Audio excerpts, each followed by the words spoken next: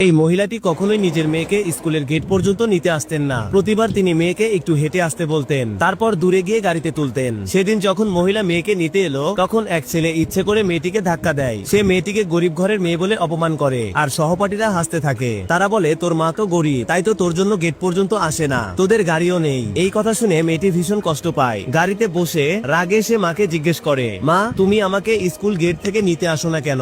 মা হাসি মুখে বলেন, বাবু আমরা আমাদের সম্পত্তি লুকিয়ে রাখি। যদি সবাই জেনে যায় যে তুমি সবচেয়ে ধনী মানুষের মেয়ে, তাহলে তুমি কখনো সত্যিকারের বন্ধু পাবে না। মেয়েটি তখন মায়ের কথার মানে বুঝে যায়। এরপর সে ফোনে মায়ের একটা ছবি তুলে বাবাকে পাঠাতে চায়, কিন্তু ভুল করে সেই ছবি স্কুলের প্যারেন্টস গ্রুপে পাঠিয়ে দেয়। ছবিটা দেখেই সবাই সেই মহিলার প্রশংসা করতে শুরু করে, কিন্তু একজন অহংকারী মহিলা, যিনি নিজেকে গ্রুপের সিওর স্ত্রী বলে দাবি করতেন, তিনি হিংসায় জ্বলে ওঠেন। তিনি বলেন, এই লাক্সারি গাড়িটা তো আমার স্বামীর। তারপর তিনি আর কিছু মহিলা মিলে সেই গাড়ির কাছে চলে আসেন, যেন প্রমাণ করতে পারেন যে আগের মহিলা মিথ্যে বলছেন। মহিলা যখন দেখলেন গ্রুপে শেয়ার করা গাড়ির ছবিটা আসলেই তার নিজের গাড়ির মতো, তখন তিনি অবাক হয়ে যান, কারণ সেই গাড়ি চালাতো মাত্র দুইজন ড্রাইভার। তিনি নিজের ড্রাইভারকে জিজ্ঞেস করেন, গাড়িটার যত্ন নেয় কে?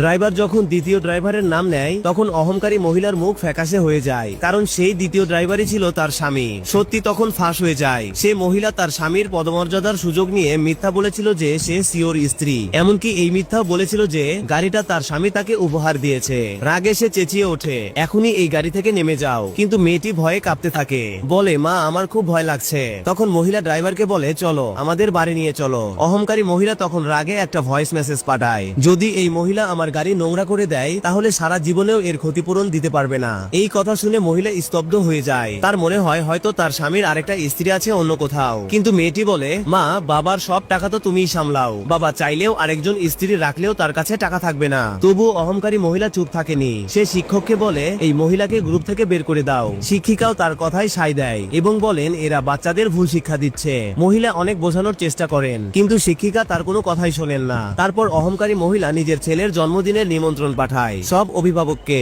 কিন্তু শুধু ওই মহিলা ও তার মেয়েকে বাদ দিয়ে। কিন্তু মহিলা যখন দেখলেন পার্টি হবে গ্রিনফিল্ড ভিলায়, তখন কিছুটা সন্দেহ হয়, কারণ তার মনে পড়ে যায় তার স্বামীরও একই নামে একটি ভিলা রয়েছে শহরের বাইরে। বাড়ি ফিরে মহিলা কিছু বললেন না, স্বামীও কিছু বুঝতে পারেন না। তখন মেয়েটি ঠিক যেমন মা শিখিয়ে দিয়েছিল তেমন করে বাবাকে কিছু প্রশ্ন করতে শুরু করে। সে ইঙ্গিত দেয়, আজ কেউ আমাদের লিমিটেড এডিশন গাড়িটাকে নিজের বলে দাবি করেছে। সিও তখন সব বুঝে যায়। তিনি প্রতিজ্ঞা করেন, আমি শুধু আমার স্ত্রীকেই ভালোবাসি। তারপর তিনি নিজের অ্যাসিস্ট্যান্টকে সত্যটা খুঁজে বের করতে পাঠান। মেয়েকে খুশি করার জন্য সিও পরের দিন এক আন্তর্জাতিক ট্রিপের প্ল্যান করেন। সবাই ব্যাকপ্যাক গুছিয়ে প্রস্তুত হয়ে যায়, কিন্তু খারাপ আবহাওয়ার কারণে ফ্লাইট বাতিল হয়ে যায়। তখন মহিলা সিদ্ধান্ত নেয় মেয়েকে নিয়ে গ্রিনফিল্ড ভিলায় যাবেন। ওদিকে অহংকারী মহিলা নিজের স্বামীকে, যে আসলে ড্রাইভার, জোর করে গ্রিনফিল্ড ভিলার দরজা খুলতে বাধ্য করেন, যাতে সে সেখানে নিজের ছেলের জন্মদিনের পার্টি দিতে পারে। সে গর্ব করে বলে, এই ভিলাটা আমার স্বামীর। কিন্তু পরের মুহূর্তেই সেই মহিলা ও তার মেয়ে সেখানে পৌঁছে যায়, আর সামনে যা দেখে তাতে সবাই অবাক হয়ে যায়।